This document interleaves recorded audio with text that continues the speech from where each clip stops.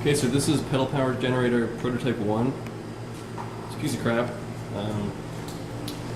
But these are some notes for the next design. I'm going to try to avoid using such long chains. I think what I'm going to do is move. This is a concreted flywheel. It works great. I'm gonna see if I can't move it over and have this cog set there, and maybe put the cog set where the flywheel is, and mount another axle maybe like here in front, and have a much shorter chain going from the cog set to the flywheel, which will be on the same axle as the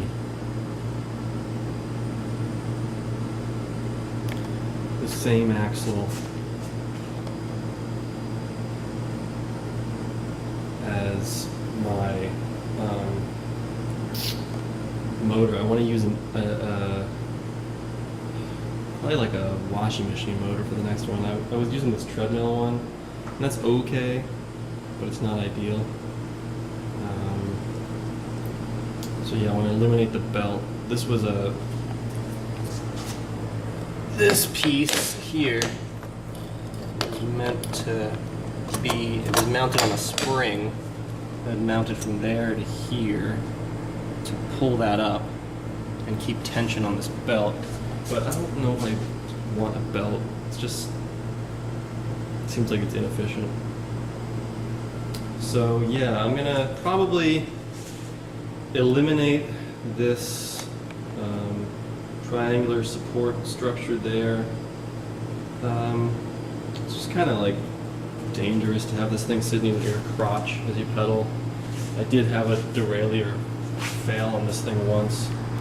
It actually snapped the derailleur in half and broke the chain that was through it, and bent the chain 90 degrees. So that's dangerous, I guess. So yeah, I want there to be less welding in the next one too. So that will be good to get rid of. This is a back end of a girl's mountain bike that's welded on. And then yeah, switching from a quote-unquote DC permanent magnet motor to a AC washing machine motor, like a smart drive motor or something, if I can get my hands on one. Or I'll wind my own, probably using a wheel hub. So yeah, actually I gotta get this thing out of, this is the shop at Gobby's farm. Got it in. Gotta bring it home, don't have space for it yet. Another thing, I want to reduce the length of it. With that belt, you know, you're adding like another third, and I would like to keep it as small as possible. So that's another reason I want to get rid of that belt. I've got another bike like this at home that I can use parts from, and I'll try to make it as simple as possible. Eventually, I'd like you to be able to just, I don't know, scrounge something like this and make it yourself.